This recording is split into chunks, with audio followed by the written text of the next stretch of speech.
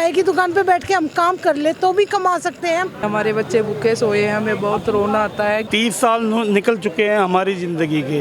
दिवाली निकल गई, दिवाली हमारी काली हो गई। इसी कड़ी में कुछ महिलाएं हैं, दिवाली चली गई, भाई दूज है, नवरात्रे भी यहीं गए, यानी 24 दिन आप सोचिए, और अफसर मस्त हैं, उनके घर मिठाइयाँ आ रही हैं खूब, और इन लोगों की काली दिवाली कर दी। मैडम दिवाली चली गई, सारे त्यौहार चले गए। दिवाली पे महिलाओं के लिए तो बड़ी अच्छी सौगात होती है कि अच्छे कपड़े, नए कपड़े, घर की साफ़ सफाई, मिठाइयाँ, सब यहीं बैठ के निकल गया आपका। यही हुआ जी, हमारा कुछ नहीं हुआ, हमारे तो बच्चे भी भूखे रहे हैं। क्यों, कुछ है नहीं तो क्या करेंगे हम क्या मांग रहे हैं इनसे? कुछ नहीं, सिर्फ जो अपनी मेहनत का है वही तो हक मांग रहे हैं। आज एक बेलदार भी दिन में 1000 रुपये कमा कर ले जा रहा, हमें तो वो भी नहीं है। अगर एक चाय की दुकान पे बैठ के हम काम कर ले तो भी कमा सकते हैं हम इनके लिए क्या नहीं करते। पूरी ज़िंदगी इन्होंने, जो जवानी का टाइम था जब आदमी जॉब चेंज कर सकता था, वो पूरा इन्होंने ले लिया। जब इस वक्त ज़रूरत थी कि हमारे लिए कुछ बेहतर करें तो असहाय छोड़ दिया। बिल्कुल छोड़ दिया सर इन्होंने। हमको उम्मीद थी आगे दिवाली पे हमारे लिए अच्छा कर सकते हैं और इनका नाम भी होता। अब चलो इन्होंने हमारे लिए किया, क्या मांगा? अपना हक ही मांग रहे थे, वो भी नहीं देने जो इन्होंने नहीं किया हमारे लिए कुछ भी। सरकार या आपका एमसीडी डिपार्टमेंट इतने साल आपसे काम करा लिया, क्यों सो रहा है? क्यों इनको दिखाई नहीं देता? इनको कुछ दिखाई नहीं देता। हम गरीब आदमी है ना, हम रोड पे पड़े हुए हैं। इनकी दिवालियाँ भी अच्छी बनी है, अच्छे दिए भी जलाए गए, अच्छे कपड़े भी हुए। विदेशों में जाके, होटलों में जाके इन्होंने दिवालियाँ मनाई। हमारे बच्चे भूखे सोए हैं, हमें बहुत रोना आता है क्योंकि हमारे बच्चे अभी याद करके त्यौहार के टाइम पे इतना रोए हैं कि हमने कुछ भी नए कपड़े वगैरह, मिठाई कुछ नहीं दिला सके। हमारी दिवाली बिल्कुल काली। की सैलरी भी नहीं कि बचा के रखा हो जो काम आ जाए, क्योंकि 17-18 हज़ार में क्या होता है आजकल? 17-18 हज़ार में भैया कुछ नहीं होता, क्योंकि 17-18 हज़ार पे जॉइंट फैमिली में रहना, और मेरे तो हस्बैंड भी नहीं है, मुझे सब कुछ खुद ही करना पड़ता है, और खुद करना पड़ता है तो सोचना पड़ता है। आज की महंगाई के ज़माने में फ़ीस नहीं भरी जाती, ट्यूशन फ़ीस नहीं दी जाती, बच्चे के लिए कुछ नहीं किया जाता। बताओ, 2 बच्चों का खर्चा नहीं निकलता। घर चलाने में दिक्कत तो आ ही रही होगी, क्योंकि घर तो पैसों से ही चलेगा, और वो ये ऐसा कुछ करना। पैसों के तो आज की दुनिया में है ना, आपको भी पता है, कुछ नहीं मिलता बिना पैसे के तो। और सही में बहुत ज़्यादा दिक्कत आ रही है, बहुत ही ज़्यादा दिक्कत आ रही है। ये दुख हो रहा है कि ऐसा डिपार्टमेंट चुना जो लगा था कि हमारा साथ देगा, और उन्होंने बेसहारा कर दिया आपको। आज मुझे इतना दुख हो रहा है इस डिपार्टमेंट में आके। शायद मैं अपने हाथ से कमाती ना तो इतना दुख नहीं होता, लेकिन आज दुख हो रहा है क्योंकि इन्होंने हमारी जवानी ले ली है। हमारे पास ऐसा टाइम आ चुका है कि हम कहीं और नौकरी जॉब नहीं कर सकते, तो इसलिए इन्होंने हमारे ऐसे दुखी कर रखा है उससे ज़्यादा कि बस हमें कुछ नहीं कर सकते इनके बारे में। अब आप ये दर्द देखिए महिलाओं का, क्या कहूँ, बस मैं बार बार इसलिए आता हूँ कि आप लोग इनका दर्द समझें, कि आपको पता लगे कि अभी ये घर नहीं गए, यहीं पर हैं। जनाब 24 दिन हो गए, आपके डिपार्टमेंट वाले और सरकार कोई नहीं सुन रहा। देखिए, कर्मचारी इसी उम्मीद पे यहाँ बैठा है। 30 साल निकल चुके हैं हमारी ज़िंदगी के। हम इस निगम को सेवा देते आए 30 वर्ष हो चुके हैं कि निगम प्रशासन, निगम बड़े आला अधिकारी, निगम के नेता अब पसीजेंगे, अब कुछ कर्मचारियों के हित के उद्धार के लिए सोचेंगे। जो कर्मचारी पिछले 30 सालों से अंधकार में बैठा है, वो एक आशा की किरण लेके बैठा है कि भाई उसको जो उसकी वैधानिक मांगे हैं उसे मिल जाए, एक समान वेतन, एक इज्जत भरी रोटी और वेतन मिल जाए, जिससे वो अपने भी बच्चों का सम्मानपूर्वक कर सके। अब निगम से देखो, अब तो 4 इंजन की सरकार है, कहीं कोई दिक्कत है ही नहीं। कर सकते हैं चाहे तो। बिल्कुल, इनको देखो करना भी चाहिए, और हम प्रभु से कहते हैं कि उनको सद्बुद्धि दे क्योंकि ये जो कर्मचारी है 30 सालों से आप ही का कर्मचारी है और निगम की सेवा करता आया है। ये कोई बाहर से आके बैठा नहीं है, और इस राजधानी की जनता है, तो इनका भी उद्धार के लिए आपको सोचना चाहिए और करना चाहिए। और देखो, हमारे अब तो 4 इंजन है, LG है, MCD में हमारे कुछ इन्हीं के हाथ में अब। ये जब विपक्ष में थे तभी भी क्या, जब बैठते थे राजा इकबाल जी और जेपी भाई कहते थे हम तुम्हारी इन्हीं मांगों को जायज़ कहते थे। आज भी जायज़ कहते हैं पर दे नहीं रहे हैं। मांग जायज़ हैं पर दे नहीं रहे हैं, क्यों नहीं दे रहे हैं बताइए। घर छोड़कर महिलाएं यहाँ बैठी हैं, आप सोचिए ये 21वीं शताब्दी का भारत आपको दिखा रहा हूँ मैं। चौथी अर्थव्यवस्था है, पैसे भी बहुत हैं भारत के पास, कोई योजना आती है इनकी उसके लिए फंड बेशुमार है, नहीं है तो आप लोगों के लिए। हाँ सर, हमें अपना परिवार का हिस्सा नहीं मानते ये लोग। देखिए मैं यहाँ हूँ एमसीडी से, MTS DBC PH, और मुझे खुद को 20 साल हो गए हैं यहाँ काम करते, 20वां साल मेरा चल रहा है और मैं कुंवारेपन में लगी थी 19 साल की उम्र में।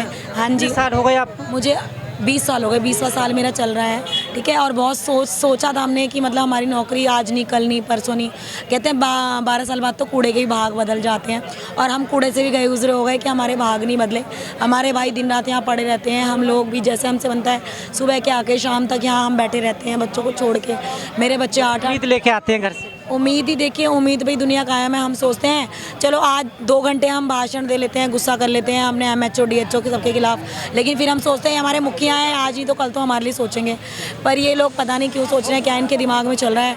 मैं तो MHO रावत जी से यही रिक्वेस्ट करूँगी सर कि देखो हम भी आपके परिवार का हिस्सा हैं, मेरे बहुत भाई हैं, रिटायर हो रहे हैं और कुछ नहीं मिलता सर रिटायरमेंट पे। देखो आप लोगों की लाखों सैलरी है, वो भी अकाउंट में सेव रहती है, खर्च नहीं होती, पर हमें सैलरी मिलती क्या है और वो भी हम बचा नहीं पाते हैं। मतलब मात्र 10 दिन में सैलरी, समझ लो आप, आने से पहले ही ख़त्म, हमारी कर्ज़ों में ही सैलरी निकल जाती है। और हमें सोच रहे 23-24 दिन हमें यहाँ हो गए बैठे हुए, ठीक है। हमारे सब बहनें भी बेचारी काम छोड़ के आती हैं अपना, ना इधर में है ना उधर में है। रोज़ सोचते हैं भाई दूज है कल।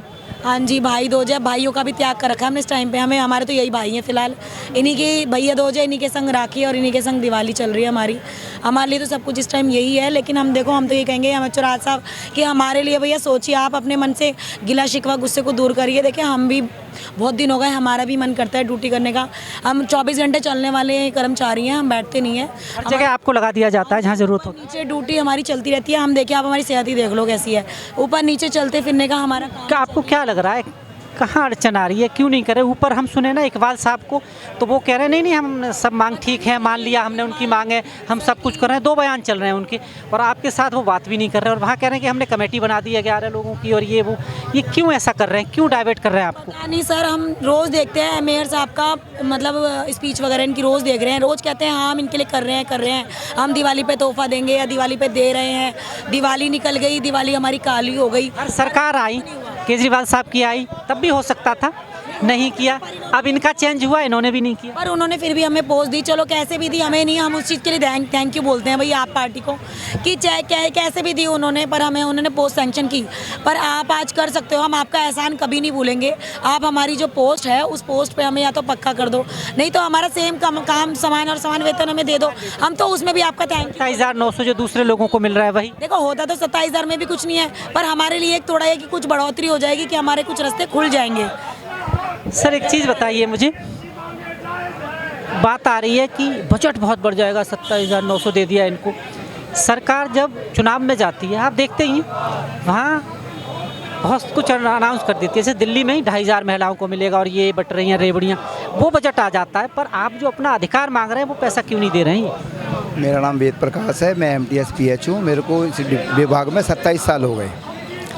सारे ऑर्डर सुप्रीम कोर्ट से, हाई कोर्ट से, कैट से सब हमारे फेवर में हो गए। जब राजा इकबाल जी अपोजिट थे, जब तो कहते थे कि मैं तुम्हारा काम करूँगा, आज कुर्सी पे आ गए, आज वो हमसे बात नहीं कर रहे।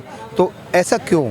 हमने ऐसा तो कुछ करा नहीं, बिगाड़ा नहीं जो आज हमसे बात नहीं करने वाले हैं। अरे जब आज आप कहते हो हमारे पास पैसा बहुत, बजट बहुत, हमारे पास पैसा बहुत है, 4 इंजन की सरकार है। अभी इन्होंने 523 करोड़ रुपया पॉल्यूशन के लिए पास करवा लिया, वो पास हो गया। 13 करोड़ रुपया स्ट्रीट डॉग वाले के लिए, कुत्तों की नसबंदी के लिए, वो पास हो गया। और यमुना की सफाई के लिए 1800 करोड़ रुपया वो पास करा ले। जब इन स्कीमों के लिए इनके पास पैसा है, और एक सरकारी कर्मचारी जो 30 साल से डिपार्टमेंट की सेवा कर रहा, उसके लिए इनके पैसा नहीं है। 24 दिन से आज हम यहाँ भूख हड़ताल में बैठे हैं। हमारे सारी त्योहार जितने सब हमारे बेकार हो गए। क्यों? क्योंकि जब पैसा नहीं है तो कुछ नहीं है। बात यह आ रही है कि कोर्ट्स के फेवर भी आपकी तरफ है, बहुत सारी चीज़ें हैं, ये कानून को ही नहीं मान रहे हैं तो विश्वास कहाँ जाए आदमी, क्योंकि कानून सब प्रिय है, उसको लगता है कोर्ट हमें फैसला देगा, ये तो उसको ही नहीं मान रहे हैं। तो ऐसा ना सर, यही तो हमारे समझ में नहीं आ रहा कि ये तो भाई सुप्रीम कोर्ट से बड़े हो गए हैं, जबकि कानून व्यवस्था इंडिया में नंबर 1 है। कानून के दायरे में सारा इंडिया चल रहा है, सारे जो भी फैसले होते हैं कानून से होते हैं, ये उसको भी नहीं मान रहे।